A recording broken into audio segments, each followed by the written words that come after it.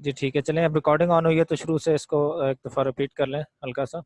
Question number 1 का option B है हमारे पास, क्योंकि चार्जेस जो हैं वो सेम चार्जेस अट्रैक्ट रिपेल करते हैं और अपोजिट चार्जेस अट्रैक्ट करते हैं। पहले का ऑप्शन बी है, दूसरे का ऑप्शन मोमेंटम वेक्टर क्वांटिटी, और तीसरे का हम वेक्टर ए का मैग्नीट्यूड गिवन है, वेक्टर बी का मैग्नीट्यूड गिवन है, तो हम ए क्रॉस बी से एंगल भी गिवन है तो फार्मूला लगाएंगे A cross B equal to A B sine theta, तो हमारे पास इसका आंसर ऑप्शन ए यानी कि 52 आ जाएगा।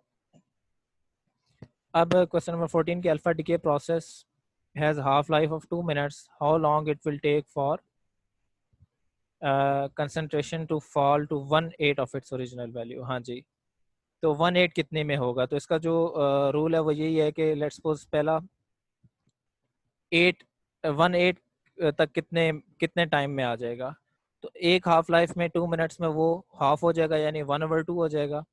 सेकेंड हाफ लाइफ में 1/4 हो जाएगा यानी 4 मिनट्स में वो 1/4 हो जाएगा। और थर्ड हाफ लाइफ में वो 1/8 हो जाएगा। तो तीनों को अगर आप ऐड करें तो 2 + 2 + 2 = 6 इसका आंसर आ जाएगा। Question number 15, object A has a charge of 2 microcoulomb and object B has charge of 6 microcoulomb, which statement is true about the electric forces of these objects.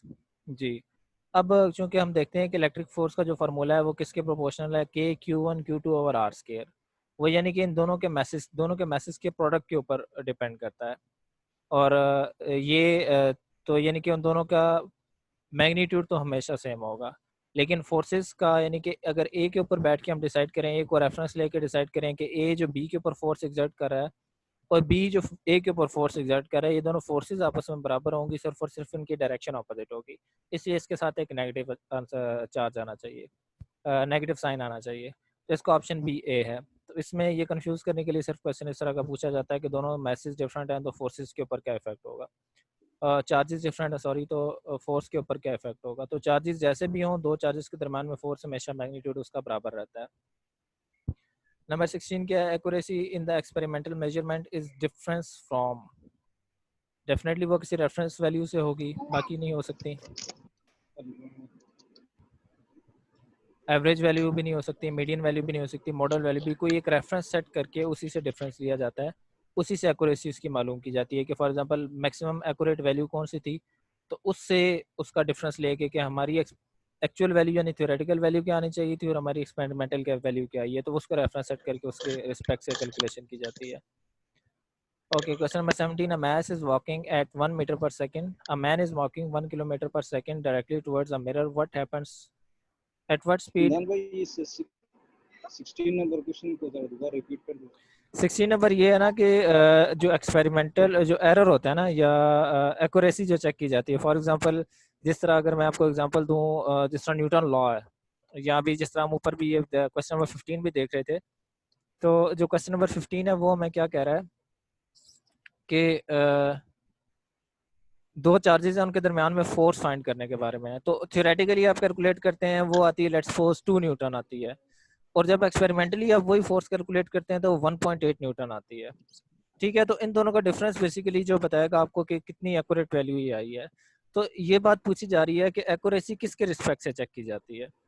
ठीक है, तो वो डेफिनेटली उस रेफरेंस वैल्यू के उस पर चेक की जाएगी, उस रेफरेंस वैल्यू से चेक की जाएगी जो जो आपका क्या मतलब है, जो थ्योरेटिकली आपने कैलकुलेट किया ना, वो मॉडल वैल्यू से कैलकुलेट की जाएगी, ना मीडियन वैल्यू से कैलकुलेट की जाएगी और ना एवरेज वैल्यू से। ठीक है, ये क्लियर हो गया आपको? सही है बिल्कुल। अच्छा, ये चैट में कोई पूछ रहे हैं कि क्वेश्चन नंबर 15 में electric force depend upon charge. Charge पे डिपेंड नहीं करती, चार्जेस के प्रोडक्ट पे डिपेंड करती है। तो F इजिकल टू जो फार्मूला होता है ना, अगर मैं आपको यहाँ पे स्क्रीन पे शो कर देता हूँ, फार्मूला आपके पास होता है F is equal to Q1 Q2 divide by R²। F is equal to के Q1 Q2 divided by R का स्क्वायर। तो दोनों फोर्सेस की आप F1 एफ ए बी की बात करें या एफ बी ए की बात करें, वो दोनों चार्जेस के प्रोडक्ट के ऊपर डिपेंड कर रहा है। यानी उसका मैग्नीट्यूड हमेशा जो चार्जेस वाला पोर्शन है वो 12 ही कंट्रीब्यूट करेगा, 12 माइक्रोकूलम, 6 टाइम्स दोनों फोर्सेस के लिए। इसलिए जो है इसका ऑप्शन ए ही जो है वो सूटेबल रहेगा। अच्छा, और आगे चलते हैं। क्वेश्चन नंबर 17 था, A man is walking 1 meter directly towards mirror. At what speed is separation from image starting decreasing? जी उसकी मिरर की तरफ वो चलता जा रहा है. ये क्वेश्चन कंप्लीट नहीं है अभी हमारे पास.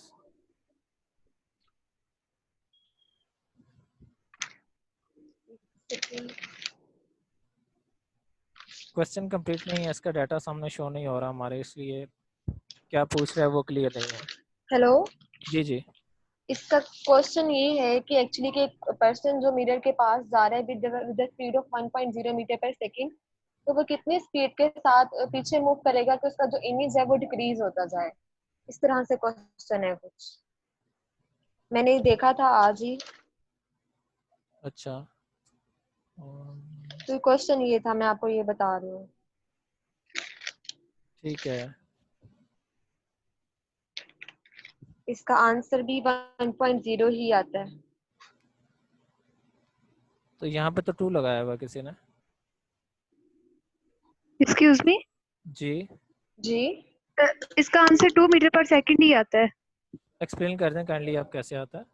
वो जी बता दें. जो वेलोसिटी ऑफ बॉय जो है वो vf है, जो कि हमें दी हुई है 1 मीटर पर सेकंड, और वेलोसिटी ऑफ इमेज जो है वो -1 मीटर पर सेकंड होगी. ठीक है. नेगेटिव साइन शो कर रहा है कि डायरेक्शन ऑफ इमेज जो है वो ऑपोजिट टू बॉय है. ओके. तो relative speed is equal to vf minus vi लेंगे. तो vf जो है वो 1 मीटर पर सेकंड है, माइनस देन vi जो है -1 मीटर पर सेकंड है, तो वो दोनों ऐड होकर 2 मीटर पर सेकंड बनेगी. ये कौन सा फार्मूला है बेसिकली, किस चीज का फाइंड क्या करना चाह रहे थे इससे. इसमें जो है हम लोगों ने v फाइंड करना है, तो हम लोग फाइनल में से इनिशियल को माइनस करेंगे तो हमारे पास रिलेटिव स्पीड आ जाएगी.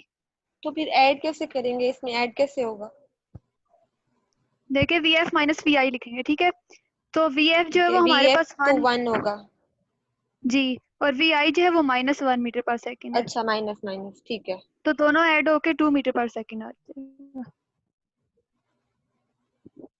बट ये यहाँ पर अप्लाई कैसे होगा? इसकी तो थर्ड वाली होती है ना कि 2s equals to VF I minus VF यही चीज स्क्वायर. कंफ्यूज कर रही है कि इसमें जो चीज पूछी जा रही है कंफ्यूज, कि हाँ वो जी. सेपरेशन फ्रॉम इमेज डिक्रीज होना शुरू हो जाए, तो जी, इसका उस वेलोसिटी से क्या रिलेशन बनता तो है वो ये. फिर माइनस कैसे होगा? देखिए नेगेटिव साइन जो है ना, वो डायरेक्शन ऑफ इमेज जो है उसको शो करा रहा है जो ऑपोजिट टू बॉय है, इसलिए हमने उसको नेगेटिव लिया हुआ है. Different of speeds delta v is equal to vf minus v, सिर्फ ये यूज कर रहे हैं आप. डेल्टा जी v यहाँ vf पे माइनस यही यूज vf करें. स्पीड फाइंड करना है ना. Difference in speed is equal to final speed minus initial speed, ये कह रहे हैं. ये तो नहीं जी सही सर. vf minus 3i. अच्छा चले, मैं तो इस ये ना क्वेश्चन को ही काइंडली समझ आप नहीं पा रहा हूँ. डिटेल में सॉल्व करके ग्रुप में सेंड कर दें अस्सलाम ताकि वालेकुम. मैं एक्सप्लेन करूँ इसमें क्या कह रहा है क्वेश्चन में. जी जी आप बता दें. मैं ग्रुप में पिक्चर सेंड करता हूँ. जी जी, इसमें कह रहा है कि एक आदमी ना मिरर की तरफ 1 मीटर पर सेकंड की स्पीड से जा रहा है. आपकी तो आवाज कम आ रही है. जी जी, अब आ रही है ठीक. हाँ जी, अब ठीक है. उसमें कह रहा है कि एक आदमी मिरर की तरफ 1 मीटर पर सेकंड की स्पीड की तरफ जा रहा है, और जी. मिरर में उसका इमेज भी आएगा, और आदमी के और इसकी इमेज के दरमियान जो फासला है वो किस स्पीड से कम होगा, ये पूछ रहा है. ओके ओके ठीक है, क्वेश्चन समझ आया है? सही है सही है. क्वेश्चन अब समझ आ हाँ गया? इसकी अब इसकी लॉजिक बन रही है. जी, ठीक है ठीक है. हाँ ठीक है ना, अगर वो इमेज की मिरर की तरफ जा रहा है तो उसके 2 टाइम्स से उसकी जो है वो डिस्टेंस का इमेज का डिस्टेंस कम होना शुरू हो इमेज से भी जाएगा. डिस्टेंस कम होगा और उसका ऑब्जेक्ट के साथ भी डिस्टेंस कम हो हाँ जाएगा. जी ठीक है. चलें सही है, बाकी भी इसको अब सॉल्व करके ग्रुप में भी सेंड कर दीजिएगा ताकि बाकी लोगों को मजीद क्लैरिटी हो जाए. ठीक है. 18 की तरफ मूव करते हैं. The magnitude of the acceleration of sprinter running at 10 meter पर सेकंड व्हेन.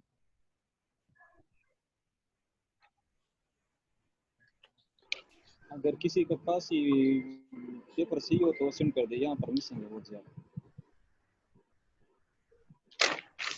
जी ये यहाँ पे ये प्रिंटर वाला क्वेश्चन है. हाँ जी स्प्रिंटर वाला.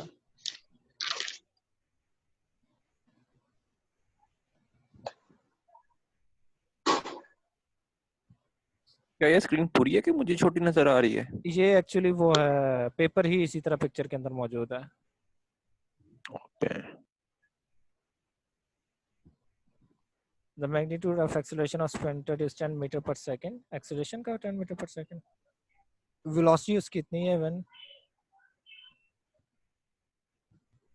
ओके इसमें वो वर्ड मिसिंग है, वो लास्ट वाला जस्ट, वो अच्छा पता नहीं मैं राउट या आप काइंडली जो जिनके पास पूरा पेपर है काइंडली वो अगर आप स्क्रीन पे शेयर कर लें, मैं आपको अलाउ कर देता हूँ कि आप स्क्रीन शेयर कर सकें। मेरे पास नहीं, मैंने ना अपने को रजिस्टर पे नोट किया था, आज ही सॉल्व करी थी ये वाला पेपर, ओके तो फिर आप ये बता मैंने दें। इंटरनेट से क्वेश्चन सर्च करके देखा था उसको, बस अभी मेरे पास नहीं है क्योंकि वो लैपटॉप में था। ये पेपर है 2019 से 21 वाला 19 लास्ट का सेशन जी। का उसका पेपर था, और ये मेरा ख्याल है किसी के पास भी अच्छी कंडीशन में नहीं है, इससे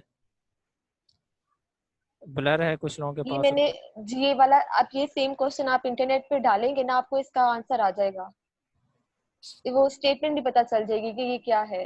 इसमें एक्चुअली था कि सेंट्रीपिटल एक्सीलरेशन फाइंड करनी है, वो फॉर्मूला यूज किया गया था। mv स्क्वायर ओवर r, नहीं, AC equals to V v square square over divided by capital v R। Square over r, जी, और ये रेडियस वाला 25 फॉर्मूला है। ठीक है जी। ठीक है, इसमें फिर और फिर उसकी उसके वेलोसिटी। अकॉर्डिंग सॉल्व करें तो 4 आ जाता है, 4 मीटर पर सेकंड। हाँ जी बिल्कुल। इसमें है कि एक स्प्रिंटर है वो मूव कर रहा है एक सर्कुलर पाथ में, और उसकी जो वेलोसिटी गिवन है आपको, रेडियस भी गिवन है उसके पाथ का, तो आप हाँ सिंपल इन जी दोनों को v square over r, AC is equal to v square over r इसका फार्मूला लगाएंगे तो सेंट्रीपिटल एक्सीलरेशन का फार्मूला है, तो इसका आंसर आ जाएगा जी।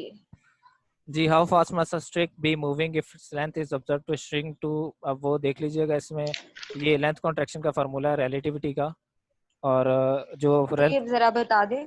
जी मैं बता देता हूँ इसका फार्मूला आपको, मैं बता देता हूँ। L is equal to L not divide by gamma होता है इसका formula. L is equal to LA equals to L L not equals to divided by gamma. ठीक है, एल नॉट ठीक है उसकी जो बाद में लेंथ है वो है, और एल नॉट उसकी इनिशियल लेंथ है, और गैमा जो होता है वो होता है 1 under root 1 minus V square divided by C square. जी। ठीक है, ये फार्मूला ओके यूज करेंगे आप इसकी, और पुट कर देंगे जो लेंथ है वो 1/2 है या जितनी भी है इस फार्मूले के अंदर वो पुट करेंगे, यानी कि अगर हाफ है ना, लेट्स सपोज हम हाफ के लिए कर लेते हैं यहाँ पे सिर्फ मैं आप लोगों को समझाने के लिए कि एल जो है वो L0/2 हो गई है, पहले से हाफ हो गई है, तो आप इस फार्मूले को यूं लिख लेंगे कि L0/2 is equal to L0 divided by gamma, L0 divided by gamma आज पुट कर लेंगे। ठीक है, L0 और L0 कैंसिल हो जाएंगे, तो गैमा इज इक्वल टू 2 आ जाएगा। Gamma is equal to 2, that means के square root 1 minus V square over C square is equal to 0.5। ठीक है, इसको आप सॉल्व कर लें तो आप v की वैल्यू आराम से निकाल सकते हैं कि क्या आ रही है। ये समझ आ गया आप लोगों को, या किसी को ठीक है। कंफ्यूजन है अभी भी? ये फॉर्मूला किस चीज का है बाय द वे? लेंथ किस कॉन्ट्रैक्शन का लेंथ ही है फार्मूला है। जस्ट? लेंथ कॉन्ट्रैक्शन का जो लेंथ कॉन्ट्रैक्शन। रिलेटिविटी वाले चैप्टर में ना, मॉडर्न फिजिक्स वाले चैप्टर में, I think third last chapter है सेकंड ईयर का, उसमें जो टाइम डायलेशन और लेंथ कॉन्ट्रैक्शन के कॉन्सेप्ट्स हैं उसमें से लेंथ कॉन्ट्रैक्शन का ये फार्मूला है।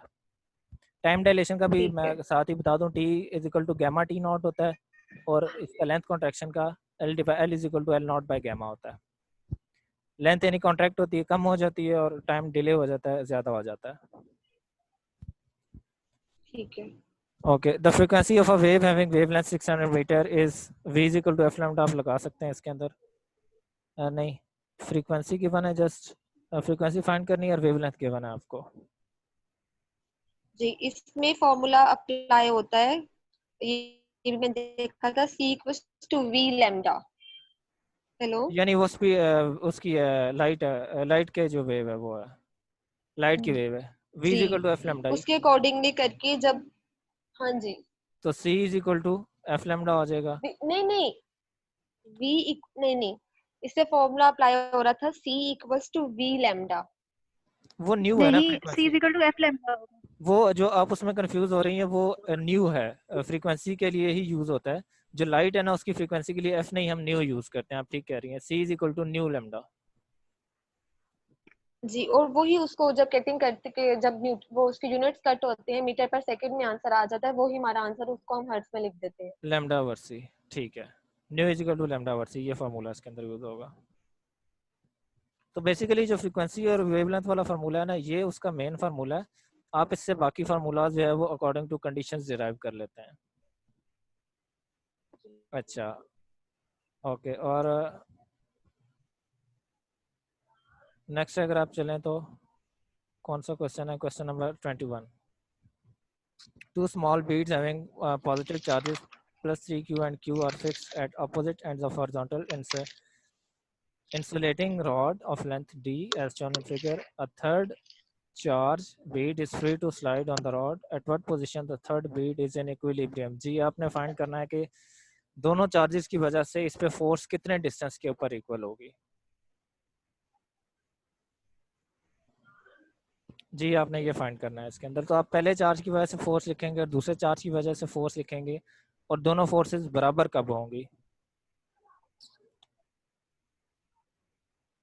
देखें इससे हमें यहाँ से पता चल जाता है कि जो फार्मूला इसका है वो क्या है, F इज इक्वल टू के Q1 Q2 over are square. तो दोनों चार्जेस के प्रोडक्ट के बराबर है और जो है वो डिस्टेंस डिवाइड बाय डिस्टेंस के स्क्वायर से बराबर है। एक मिनट,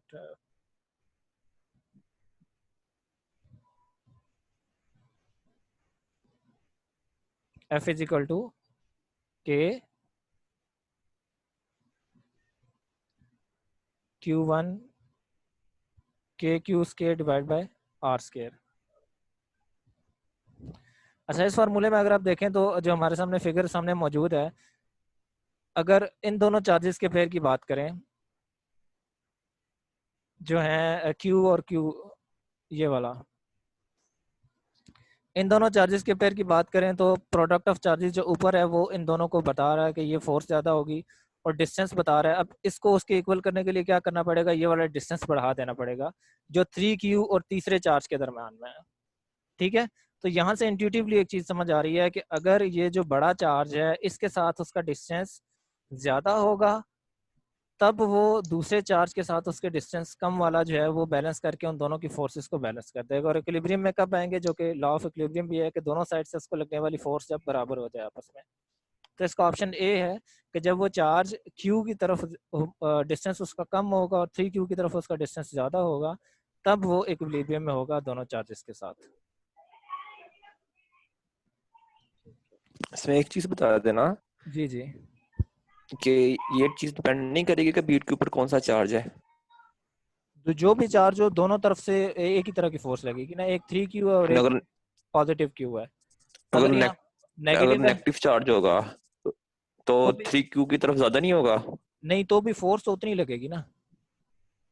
हाँ मगर डिस्टेंस तो हमें बताना है ना, फिर बी ऑप्शन आएगा। अगर नहीं, मैग्नीट्यूड देखें वो नेगेटिव हो या पॉजिटिव हो, ये दोनों तो पॉजिटिव है जी ना, एक जैसी फोर्स लगाएंगे।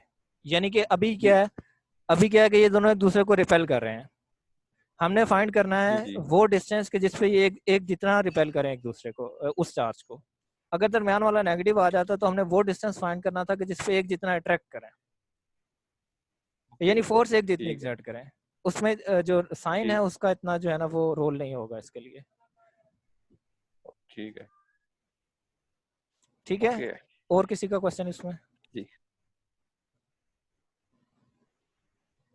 ठीक है। चलें जी, ये कुछ बेहतर है पिक्चर ये वाली। A small ball rolls horizontally off the edge of a tabletop that is 1.2 meter high. It strikes the floor at a point 1.252 meters horizontally from the table. The estimated speed at the instant it leaves the table. जी आपने velocity उसकी निकाल लेनी है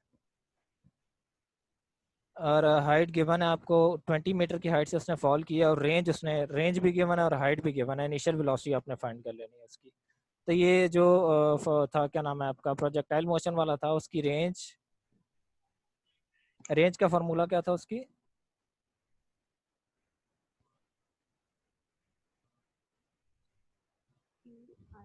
vi square sin 2 theta over 2g।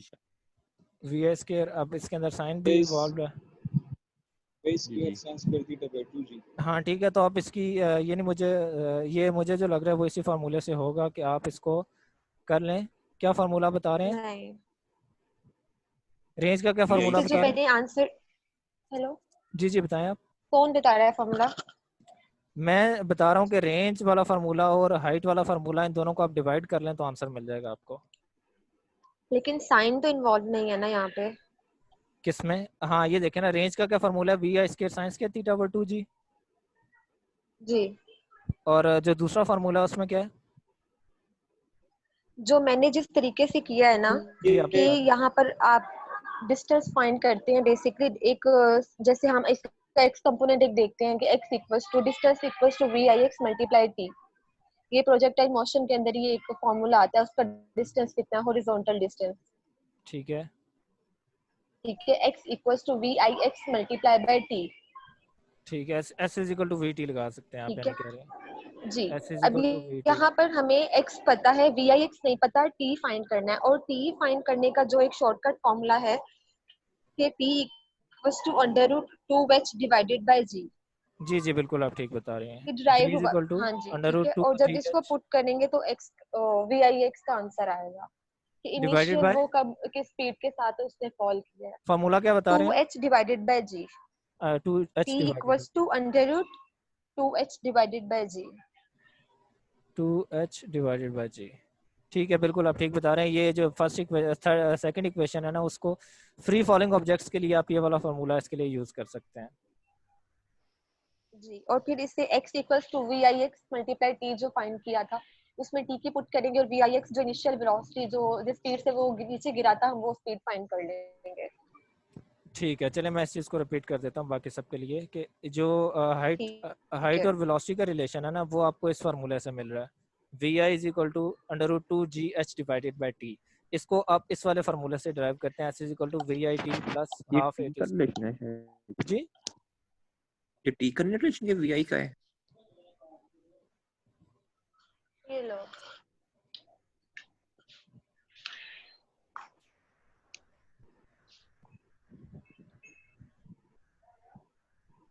इसके अंदर अब minus का sign आ जाएगा और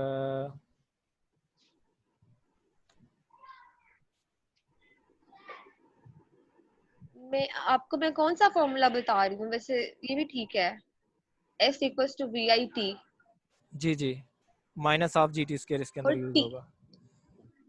ठीक है हाँ इससे हो सकता है। वी आई फाइंड करना है, हमने फाइंड क्या करना है इसमें?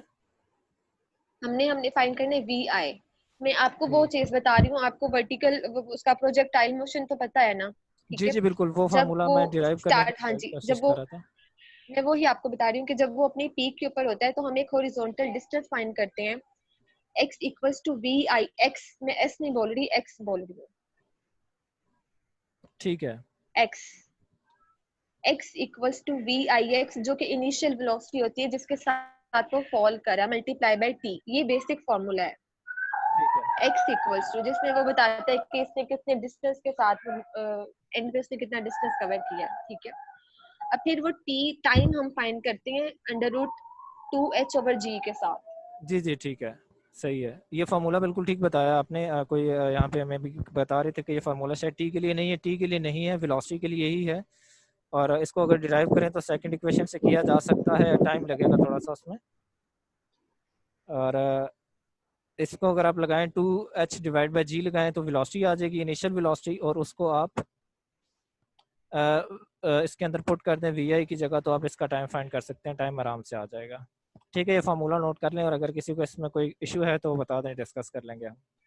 हमने इसमें टाइम नहीं फाइंड करना, हमने इसमें इनिशियल स्पीड फाइंड करनी है। वी आई फाइंड करनी है तो सॉरी फिर x डिवाइड बाई टी मैं आ जाएगा। आपको बेशक इसकी पिक्चर भेज दूंगी जैसे मैंने सॉल्व किया हुआ ठीक है। है आप ग्रुप में सेंड कर दीजिएगा। हाँ और जी, उसमें क्योंकि फिर वो आप टी फाइंड करें, टी नहीं फाइंड करना, हमने इनिशियल स्पीड फाइंड करनी है कि जिस स्पीड के साथ वो नीचे गिरा है, तो वो इनिशियल स्पीड हो जाएगी वी आई ओके एक्स।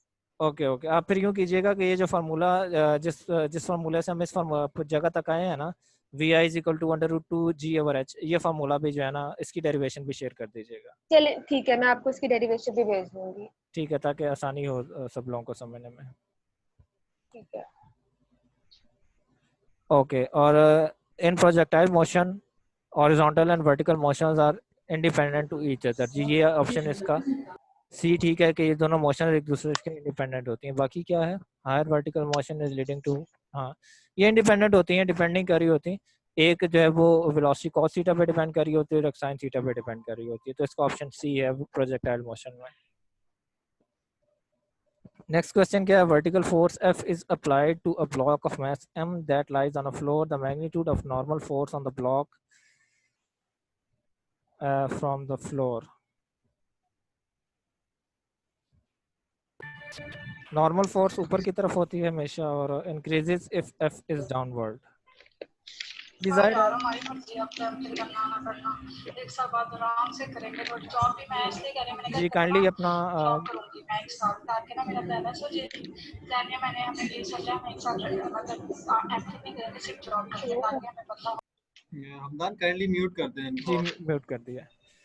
ठीक है, हाँ इसमें देखें ना, जो वो अगर फॉर एग्जांपल अगर एक ऑब्जेक्ट है जो इस टेबल में पड़ा हुआ है और उसका वेट नीचे की तरफ एक्ट कर रहा है, तो जो नॉर्मल फोर्स होती है वो हमेशा ऊपर की तरफ होती है और वो mg के बराबर होती है।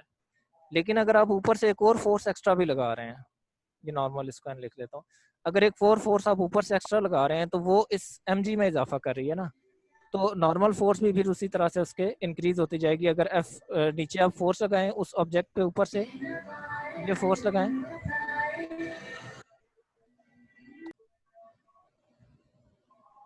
अगर आप ऊपर से एक फोर्स लगाते हैं तो ये बेसिकली इसकी नॉर्मल के जो फोर्स है उसमें इजाफा कर रही होती है। ठीक है, और नेक्स्ट क्वेश्चन पे चलते हैं। An earth satellite moves in a circular orbit at 7,000 kilometers from the center of Earth with a period given a magnitude of centripetal acceleration of the satellite roughly b. आप ये force वाला दोबारा बता देंगे? अच्छा फोर्स वाला मैं दोबारा बता देता हूँ, एक मिनट।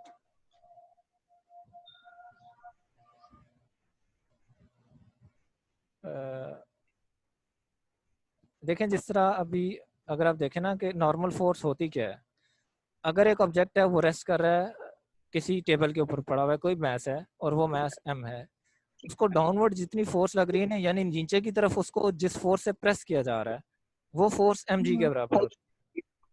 और नॉर्मल हमेशा, हाँ जी, उसका वेट, और उसी जितनी यानी कि उसको वो मैस जितनी फोर्स टेबल पे लगा रहा है उतनी ही टेबल लगा रहा है किस पे, मैस पे, और वो फोर्स रिएक्शन की फोर्स, हाँ जी, वो नॉर्मल फोर्स कहलाती है। लेकिन अगर उसकी mg नहीं है और एक्स्ट्रा फोर्स भी आप लगा रहे हैं ऊपर से मैस के ऊपर, ठीक है, नॉर्मल फोर्स बैलेंस हाँ करने जी, के लिए नहीं फिर नॉर्मल भी इंक्रीज हो जाएगी क्योंकि एक्शन और रिएक्शन बराबर होते हैं ना। हाँ, वही बैलेंस करने के लिए। हाँ जी, डाउनवर्ड फोर्स जो थी पहले mg थी, अब mg प्लस f हो गई है, तो नॉर्मल भी फोर्स जो है वो भी mg प्लस f हो जाएगी। ठीक है, मुझे समझ आ गई है। ओके, नेक्स्ट क्वेश्चन जो था वो है अर्थ रिवॉल्व अराउंड अ सर्कुलर ऑर्बिट और रेडियस गिवन है और पीरियड उसका 98 मिनट्स है। हाँ, तो पीरियड से आप इसकी वेलोसिटी निकालेंगे कि क्या वेलोसिटी होगी जिसकी वजह से ये 98 मिनट्स में अपना एक राउंड कंप्लीट कर सके। तो acceleration a is equal to v square over r आप यूज कर लेंगे। तो वेलोसिटी कैसे फाइंड करेंगे इसकी आप, ये क्वेश्चन है एक। टाइम पीरियड और वेलोसिटी का क्या रिलेशन होता है?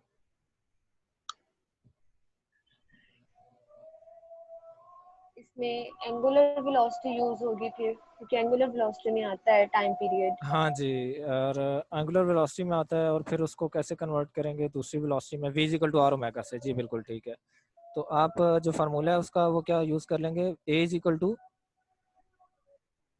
v स्क्वायर ओवर r होता है ना, तो v equal to r omega होता है, तो r square omega square over r use करते हुए r ओमेगा स्क्वायर कर लेंगे इसकी।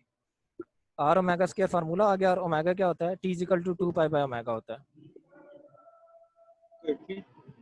ओमेगा इज इक्वल टू, ये दोबारा बताइएगा। क्या चीज? बैठी होती है। हाँ जी, omega is equal to 2 pi by T होता है। क्या चीज दोबारा बता दूं? यही फॉर्मूला, ठीक है, वो बस माइंड में नहीं आ रहा था। हाँ जी, टाइम पीरियड का formula t is equal to 2 pi by omega या omega is equal to 2 pi by T. ये लगाएंगे तो आपको जो है ये इसका फार्मूला, इसका जो आंसर है वो 8 मीटर पर सेकंड स्क्वायर आ जाएगा। Okay, v square over r centimetre force का फार्मूला नहीं है, M V square over R centimetre force का फार्मूला है, लेकिन अगर आप m हटा दें तो a equal to v square over R hello acceleration का फार्मूला हो जाएगा। जी बताएं।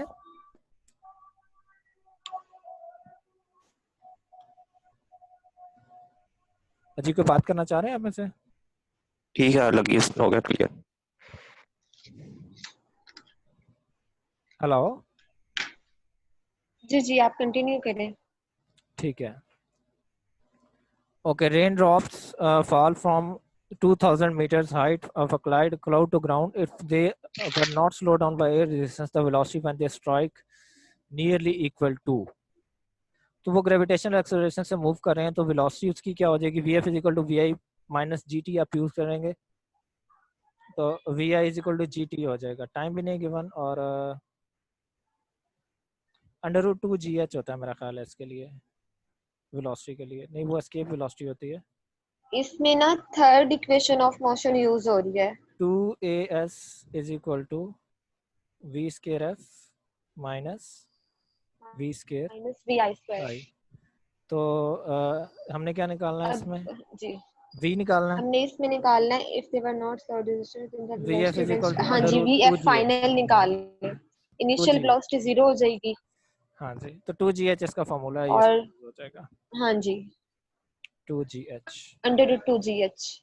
हाँ जी, अंडर रूट 2 जी एच, ठीक है, ये यूज़ करेंगे और आंसर इसका फिर इससे 200 मीटर आ जाएगा।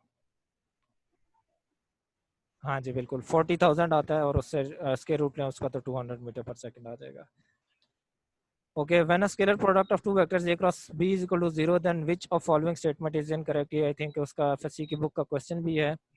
स्केलर प्रोडक्ट 0 है तो angle between them is 0 degree with a and b। हाँ जी, a और b के दरम्यान में अगर एंगल 0 होगा तो फिर डॉट प्रोडक्ट कभी भी 0 नहीं हो सकता उसका, ठीक है। तो ये वाली स्टेटमेंट जो है ये इनकरेक्ट होगी इसके लिए। cos थीटा आता है और cos 0 1 होता है।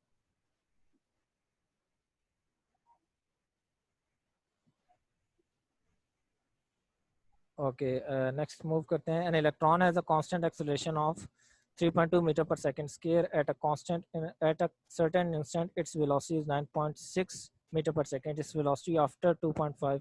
इसमें वही इक्वेशंस ऑफ मोशन ही है आप इसकी, V F is equal to V I plus A T use करते हुए आप आई गेस इसमें अगर हम चाहें तो सिंपल भी यूज कर सकते हैं, जो क्या कहते हैं एक्सेलरेशन का फॉर्मूला होता है a equals to v over t। v find करना है और a 3.2 हाँ मल्टीप्लाई जी, कांस्टेंट t एक्सेलरेशन है, 2.5 लेटर। हाँ जी, तो वो ठीक है, सिंपल हो जाएगा।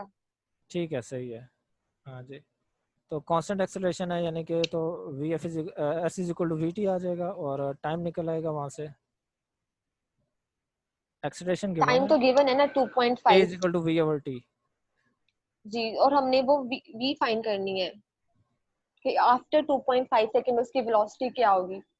तो मुझे प्रीवियस के साथ कोई लेना देना ही नहीं है ना, तो वो एक्सेलरेशन कांस्टेंट है, टाइम के साथ मल्टीप्लाई करेंगे तो वेलोसिटी आ तो जाएगी। वो फिर 9.6 ही रहेगी ना अगर एक्सेलरेशन कांस्टेंट है तो।